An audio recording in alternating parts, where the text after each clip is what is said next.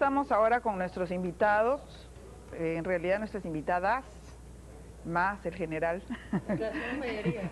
Sí, deberíamos decir invitadas, pero bueno, está Sofía Maher, Beatriz Alba, el general Parra y Rocío Villanueva, defensora.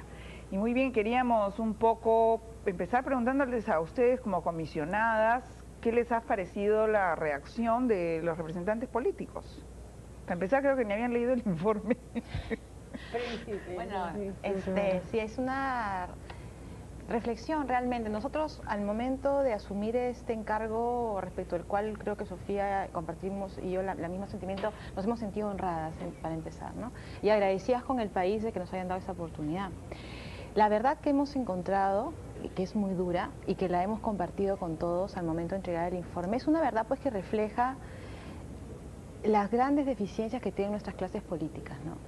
Es más, en mi experiencia personal, que de alguna manera pensé que tal vez me gustaría seguir, ahora lo estoy pensando dos veces, porque realmente se necesita gente que entre en la política con el deseo de verdad de hacer algo por el Perú, y no con el deseo de trabajar para los intereses partidarios o intereses personales, ¿no? Sí, yo creo que el informe está cargado, mira, no dejamos a nadie en pie, porque creo que es un cuestionamiento a toda la sociedad, incluida la Iglesia, a todos, a nosotros mismos personalmente.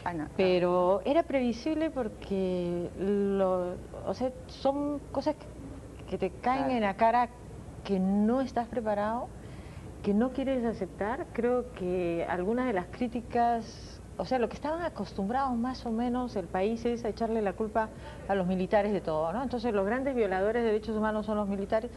De alguna manera han sido los operadores directos.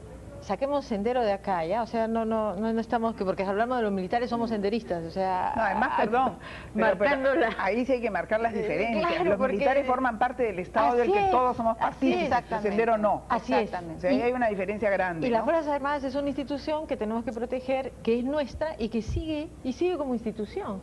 Entonces, y que existe para defendernos, no para matarnos. Así es, y que ha procesado además las Fuerzas Armadas mucho más reflexión que los políticos, porque han ido cambiando sus estrategias, han reconocido equivocaciones, han cambiado sus reglamentos, sus manuales, o sea, ellos han avanzado. Pero los políticos entonces han estado acostumbrados a que el enfoque de la violencia estaba concentrada en las Fuerzas Armadas. Y ahora nosotros le estamos diciendo, un momentito, o sea, ¿quién le dio la orden a los militares de ir? ¿O quién dejó hacer? Así es, primero, ¿quién le dio además la responsabilidad política? Porque cuando se formaron los comandos políticos militares, se le dio la autoridad política también. ¿Sabes qué pasa con esto de la responsabilidad política? Que cuando la gente le dice tienes responsabilidad política, respiran aliviados. Porque la responsabilidad política no significa nada. Pero ahí va a ser el tema de los valores, ¿no?, que tenemos en nuestra clase política, y no solamente en la clase política, sino en toda la sociedad peruana, que es bien importante. Y sobre este particular, o sea, Sendero, un grupo terrorista, mesiánico, porque se ocultaba, asesino, despiadado, con política genocida. Yo invitaría a todos los televidentes a que lean el capítulo Sasánicas. Es una cosa horrible lo que han hecho. Pero bueno, el tema va acá, que cuando la violencia es cruda, mucho más cruda al inicio de los 80, el general señor Vizquerra advierte de esta situación. Y dice, nosotros como Fuerzas Armadas no estamos preparados ni materialmente, ni logísticamente, ni psicológicamente para esta guerra, porque estamos preparados para la guerra externa. Y después recordemos en el año 83-84 el general Adrián Guamán Centeno, desde Ayacucho le dice al presidente de la UNDE, esto no es un tema militar. ¿Y qué hace? Lo sacan. General, y desde las Fuerzas Armadas ha habido como diferentes reacciones. ¿Cuál sería su opinión respecto a lo que se está comentando en estos días por la clase política? Antes de emitir mi opinión quisiera expresar mi satisfacción de estar ante ustedes y también mi satisfacción de haber escuchado algunos conceptos favorables a nuestras Fuerzas Armadas. Indudablemente que en el año 1982, en julio, se decidió que las Fuerzas Armadas participaran en esta lucha, porque hasta ese momento estaba la policía, pero la policía, para hacer frente a Sendero Luminoso, solo tenía fusiles de repetición y tenía revólveres calibres 32 y no tenía cómo hacer frente a esta lucha. Y efectivamente fue el general Cisneros Vizquerra quien insistió en que deberían participar las Fuerzas Armadas y advirtió lo que dijo la doctora Beatriz Cava, que no estábamos preparados. No estábamos preparados porque esta era un tipo no de insurrección, sino de terrorismo sui generis. En alguna oportunidad Javier Vallerrestra lo calificó de sui generis, porque era diferente a las guerrillas que habían participado en Cuba. No eran columnas. Y habían participado en el año 60 en el Perú, eran totalmente diferentes. Infiltrados, silenciosos. Las Fuerzas Armadas tenían que intervenir frente a un enemigo que no conocían y que tenía un actuar totalmente diferente a todos los manuales que habíamos estudiado, de tal manera que no sabíamos quién era quién. Y entonces al enfrentarnos a un grupo de ciudadanos peruanos, no sabíamos quién de ellos eran los terroristas. Y entonces se cometieron excesos en esa primera oportunidad, pero después se fueron corrigiendo, como dijo creo la doctora Beatriz. No es que no hubo estrategia, sí hubo estrategia, pero el problema es que la estrategia es un proceso de aproximaciones sucesivas que se va perfeccionando conforme vamos experimentando la fuerza. Entonces sí hubo estrategia y Fujimori llegó a la hora 11 a cosechar lo que ya había hecho las Fuerzas Armadas. Entonces esta es la verdad, y sin embargo se cometieron ahí una serie de errores con Fujimori, ¿no? Entonces yo creo que esto hay que aclararlo. ¿Qué hubiera pasado en la hipótesis negada, por supuesto, de que las Fuerzas Armadas no hubieran intervenido? Ahora, el informe reconoce en varios capítulos el gran aporte de las Fuerzas Armadas y policiales en la lucha antisubversiva. No totalmente, doctora. Pero lo que también dice es que no son excesos. Le digo a usted una cosa, por ejemplo, a Sendero Luminoso, todo el mal que hicieron, lo hicieron bien. Las Fuerzas Armadas, todo hicieron mucho bien, pero también algunos pocos males. Pero es que las Fuerzas Armadas general están sujetas al escrutinio ciudadano porque son parte de nuestro Estado, se financian con nuestros impuestos, son una institución creada para protegernos y para defendernos. Perfecto. Entonces, cuando ese grupo que pertenece a la estructura de un Estado democrático se sale de su cauce y asesina a ciudadanos, los peruanos nos sentimos pésimos porque decimos, ¿y ahora quién nos defiende, doctora, si estos señores matan a la gente? Efectivamente, usted ha dicho un concepto sumamente importante. Las Fuerzas Armadas son cauteladas o supervisadas por la ciudadanía y por los políticos, pero inicialmente ni la ciudadanía ni los políticos los controlaban. Y hay una frase última que ha vertido el periodista Álvarez Rodríguez, que decía que en un inicio se mandaron a los cholos a pelear con los cholos, es decir, ni siquiera al ejército, sino a los cholos para que peleen con los cholos, y los políticos estaban de espaldas a esta situación y la ciudadanía también. Y eso es lo que ha acontecido últimamente en la época de Montesinos y Fujimori, en que en 10 años destruyen a las Fuerzas Armadas y las Fuerzas Armadas no han sido defendidas por la ciudadanía porque no las sienten suyas, y sin embargo las Fuerzas Armadas salvaron a este país.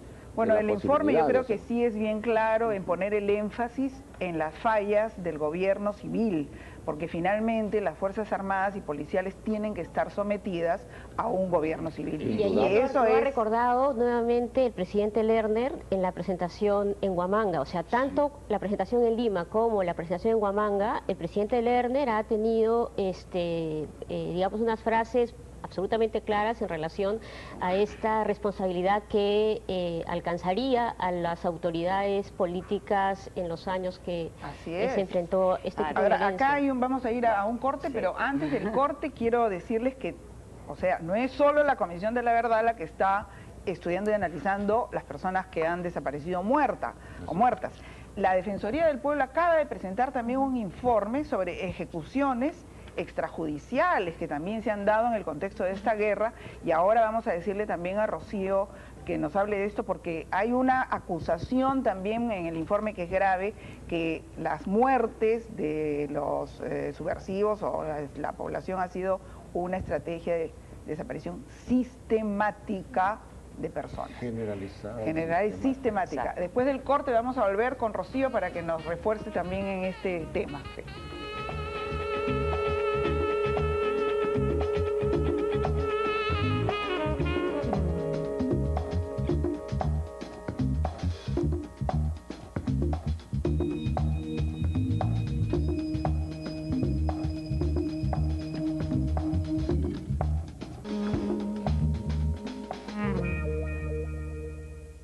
Amigos y amigas, volvemos en la barra de mujeres. Estamos abordando el tema de la Comisión de la Verdad y Reconciliación y me gustaría preguntarle a Rocío Villanueva, de la Defensoría del Pueblo, ¿qué acciones ha hecho la Defensoría ya y qué acciones seguirían después de presentado el informe? ¿Cuál sería el rol de la Defensoría? Bueno, nosotros hemos trabajado el tema de violencia política desde hace ya algunos años, porque no olvidemos que en el 96 se transfiere el acervo de lo que fueron las Fiscalías Especiales de Defensoría del Pueblo y Derechos Humanos del Ministerio Público, se transfiere a la Defensoría del Pueblo y tenía más de 5.000 expedientes sobre graves violaciones a los derechos humanos ocurridas en el periodo 80-96. Y lo primero que hicimos fue sistematizar lo que este acervo contenía, que eran denuncias por desaparición forzada, denuncias por ejecuciones extrajudiciales, denuncias por tortura. Publicamos un informe en el 2000 y lo que hemos hecho, lo que hemos continuado haciendo es revisar expediente por expediente para ver si algunos casos pueden ser presentados ante la justicia.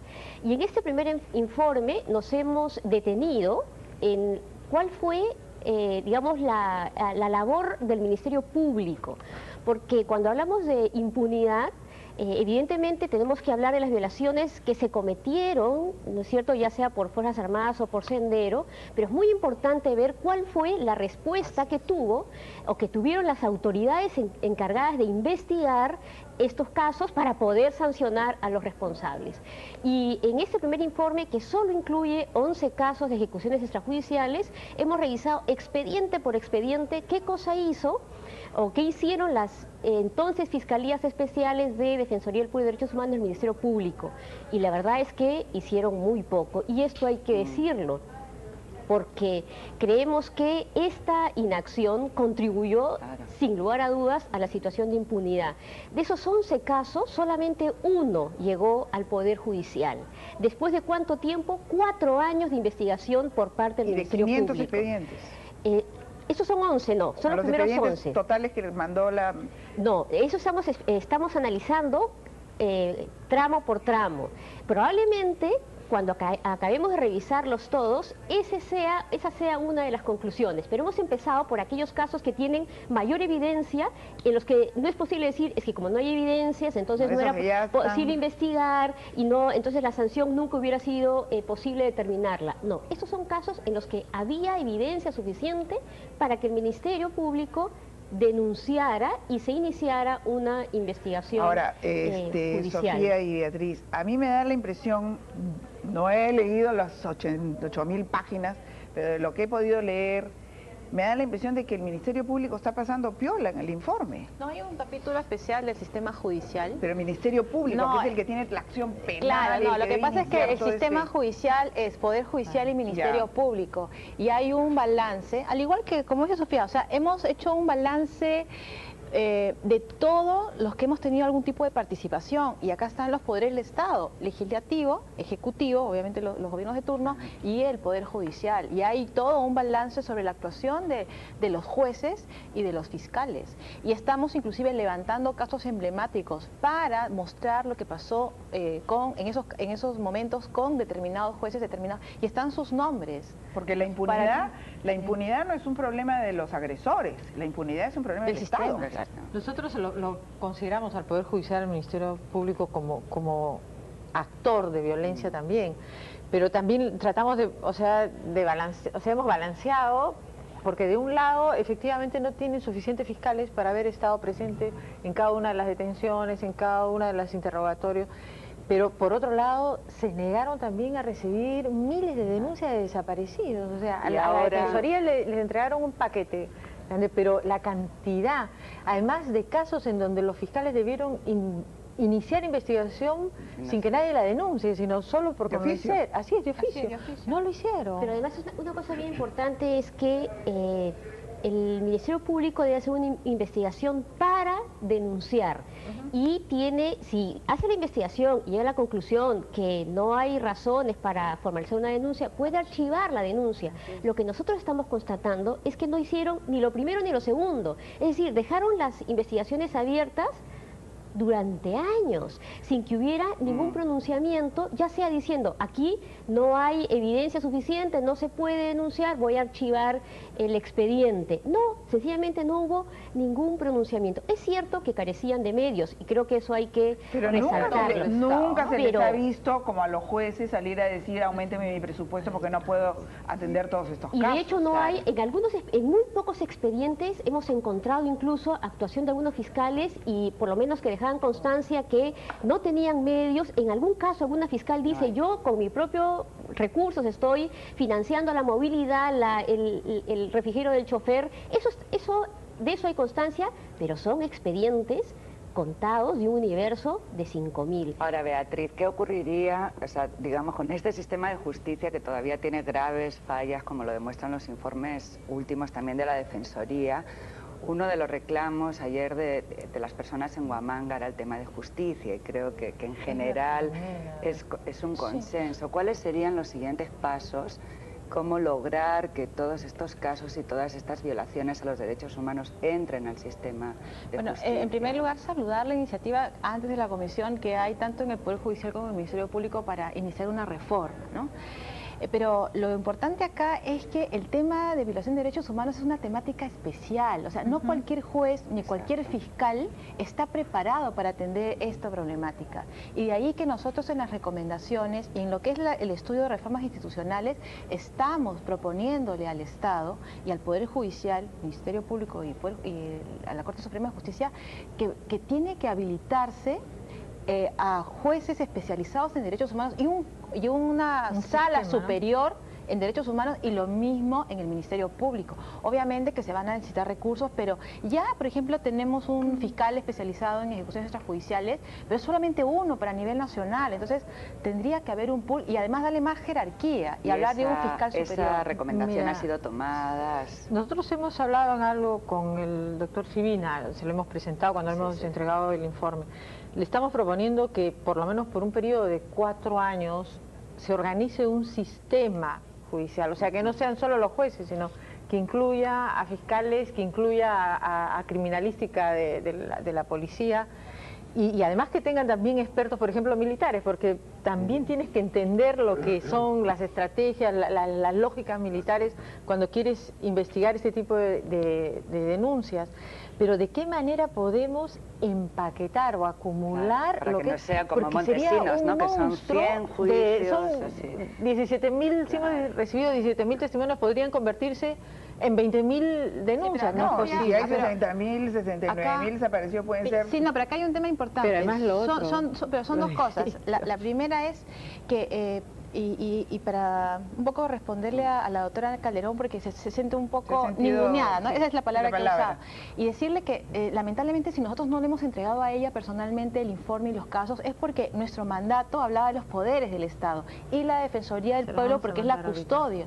Nosotros se lo vamos a mandar igual, pero, o sea, en la parte, por decir, protocolar de nuestro mandato estaban los poderes del Estado. Pero igual a ella se lo vamos a mandar de manera individual porque con ella hemos venido trabajando el tema desde que comenzamos. Porque la idea sería el establecimiento de una especie de un sistema especializado, supuesto, ad hoc, ad hoc, 4 años, con 5 años. Multidisciplinario, doctora, Multidisciplinario. porque, perdón, doctora, la violación de los derechos humanos por los terroristas es diferente a la violación de los derechos humanos por algunos militares. Exacto. La evaluación tiene que ser diferente, no se pueden poner las cosas en la misma balanza. Porque unos eran para destruir la sociedad, para destruir el Estado, y el otro era para defenderla. En todo caso decía, he cometido un mal menor por evitar un mal mayor.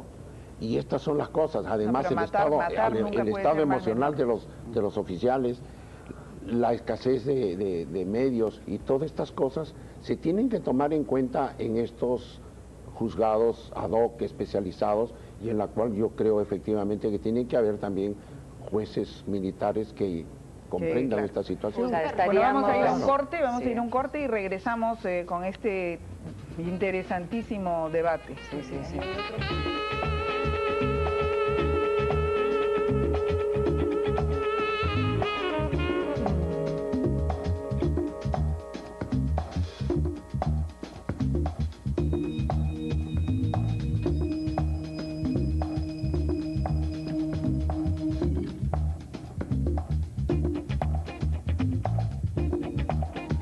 Seguimos con el tema y vamos a entrar a la cosa específica de las mujeres, porque en el informe de la comisión hay un capítulo especial que muestra las barbaridades que se han hecho con las mujeres. Coca, yo quisiera, antes de entrar a ese tema, indicar que lo mejor que nos puede pasar es aprender de nuestros propios errores.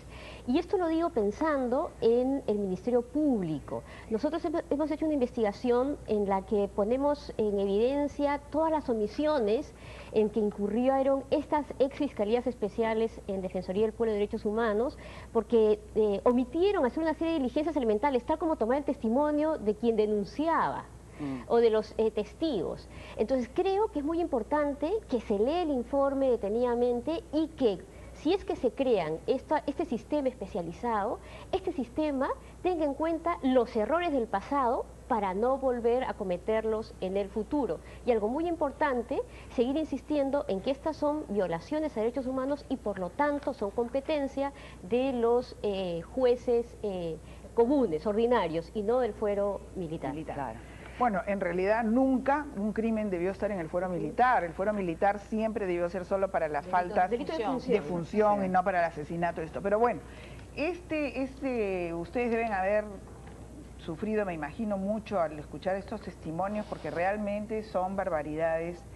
Y ahí vemos cómo las mujeres lamentablemente somos recontra vulnerables, porque la mujer la violan y tiene el riesgo de salir embarazada. La mujer embarazada tiene el riesgo de perder el bebé. La mujer se siente sucia, como dicen ellas, después de estas Y no solamente eso, denuncian. sucias, se excluida, sentían era manchadas. excluida de su población. Además, o sea, era como un paria. La mujer, ¿por qué? Porque es una cosa increíble, ya, o sea, es el botín. Entonces, dicen, tú mujer terruca, te violan, ¿correcto? Porque eres terruca, te violan porque a través tuyo Humillarte, humillan claro. a todos Todo los tu- terroristas, ¿me entiendes? Todo tu clan, todo tu Pero ¿de qué grupo. pasa? De que tú fuiste humillada después para tu pueblo, ¿no? Fuiste humillada por un militar. Entonces, tú has permitido que en tu cuerpo entren los que están matando y maltratando a tu gente. Entonces, la pobre mujer Y eres víctima es de dolor. totalmente excluida. Es horrible. Y hay mujeres que han O sea, llegado... está como marcada. No, como- y además que hay mujeres que han llegado, obviamente, a perder la razón. Y hay un caso bien patético, yo los invitaría a leer el capítulo que se llama La loca del pueblo. Así. Es horrible, porque es una mujer que está totalmente fuera de sí, ha perdido a toda la familia, ha perdido todos sus bienes, deambula por el pueblo y va contando toda la ¿Y historia. dónde está ella ahora actualmente? No, hay una loca del pueblo en muchas zonas de... Hay o sea, una- es un estereotipo. estereotipo. Ya es así un es. prototipo de víctima, Exactamente. digamos, que ha perdido Que la cuenta, razón. pero es importante porque tú la escuchas a ella y es como un run run y va narrándote todo lo que pasó. Porque a través de lo que le pasó a ella, le pasó a toda esa Ahora, comunidad. lo Una de que- las cosas que nos da tanta pena es la invisibilidad de esto. De O este sea, nos- Permítame, doctora, también participar en esta parte que se... Sí, pone además nos como un interesa drama su a- testimonio general como varón, porque a la verdad es que a la mujer vemos peruana. algo medio Sí. animal en Bueno, estas conductas. en relación a la mujer dentro del rol, dentro de las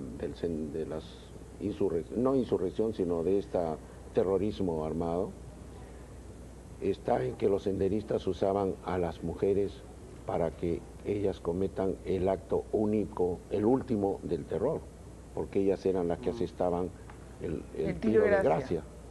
Porque decían que la mujer era un ser especial para estas tareas. Pero también hay que, dentro del tema de la mujer, hay que considerar en este momento a las viudas de los militares que en este momento están abandonadas por el Estado. Hay varias partes en el documento que se habla del rol diferente de la mujer, pero queríamos abordar, hay un capítulo especial que habla sobre violaciones específicas a los derechos de la mujer, que incluye violación sexual, abortos forzados, uniones forzadas, servidumbre sexual, que es un delito donde la mayor parte de víctimas son mujeres. Desconocidas. Y una cosa que me gustaría comentar con usted, general, a diferencia de los otros capítulos donde los principales perpetradores son efectivamente los grupos terroristas, MRTA o Sendero, en este capítulo el 83% de denuncias recogidas por la comisión son por parte de agentes del Estado. Y las mujeres que denuncian habla de que era frecuente y sistemático que ya fueran interrogatorios o en operativos de rastrillaje, la violación fuera un mecanismo de tortura específico y no solamente la violación por parte de un militar o de un policía, sino violaciones masivas, ¿no? O con uso de objetos. ¿Cómo se ha visto? Porque esto no ha ocurrido solo acá, ha ocurrido en Ruanda, en Yugoslavia, en Sudáfrica. Entonces, ¿qué pasa con el cuerpo de las mujeres como tributo? Lo que sucede en estos casos de conmoción emocional y también de exacerbación de los instintos, el hombre satisfacía sus instintos con una mujer y a la que era su adversaria la violaba, ¿no? Entonces, yo me niego a pensar que los hombres satisfacen sus instintos violando. Me niego a pensar que esa es, digamos, la esencia del hombre, ¿no? Del ser y del hombre, ¿no? Que ha pasado por un colegio, por una sociedad y un proceso de socialización. O sea, yo creo que no, yo creo que aquí era una forma de humillar a quien se tenía enfrente, porque además nosotros en la Defensoría estamos haciendo otro estudio solamente sobre género y violencia política, y en realidad no es solamente la que pensaban que podía ser presunta terrorista, era en general contra las mujeres andinas. Nosotros relatamos en este informe que acabamos de presentar un caso de una persona cuyos restos, porque tenían restos del ejecutado, partes del cuerpo solamente, están velando,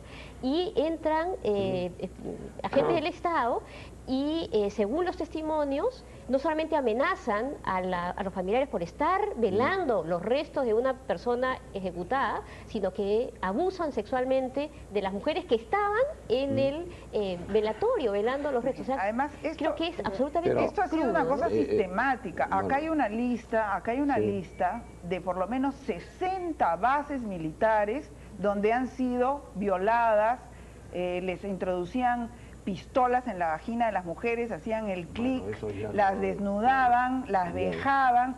60 bases militares. Esto ya pues no es otra cosa que sistemático. Es sistemático. Es sistemático. Entonces, ¿por qué dicen que es de casualidad, que los instintos? No, esto es una estrategia sistemática. Y que además refleja una situación que ocurre también fuera, o sea, discriminación y violencia sexual. En ese caso, doctora, si hay pruebas y evidencias o demostraciones de eso, indudablemente tenemos que aceptar que era sistemático, pero hay que también diferenciar aquellas violaciones de las mujeres solamente por violación sexual. En la sierra es muy común estas cosas. No, en la sierra es un delito aquí, en la sierra, en la costa, yo en la selva. Yo no niego que sea, doctora, no niego que sea un delito, pero digo que es una costumbre. General, ustedes saben que en quechua... Eso no es cierto, porque las mujeres denuncian las violaciones. Nosotros trabajamos en la sierra y a nadie le gusta ser violado. Eso no es cierto. El interior de su comunidad, ¿está diciendo usted? No. Sí. No, pero doctora...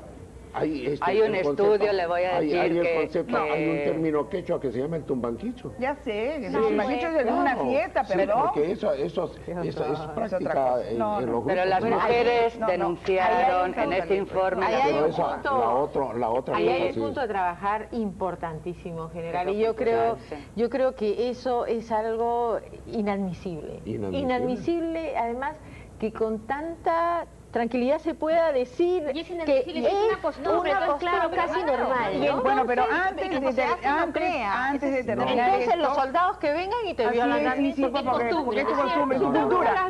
Porque es tu cultura que te violen. No, ni hablar Yo no eso. tengo tranquilidad de espíritu al decir eso. Yo lo único que quiero es además no es describir una cierto, situación. No es No, no es cierto. cierto. Además Bueno, no es cierto. No es cierto. Estamos Podemos seguir conversando Estamos después. presentando Bueno. un caso ante los tribunales, sobre todo en la comunidad de Mantas en Huancavelica, donde además los hijos que les hacían a las mujeres campesinas no les podían poner, tienen nombres de soldados, Claro, Donde cabo, dice apellido, capitán, le ponían soldado. militar. Donde dice apellido Bueno, ponían militar. Lamentablemente tenemos que terminar, pero hay solo el último tema para poner la cereza.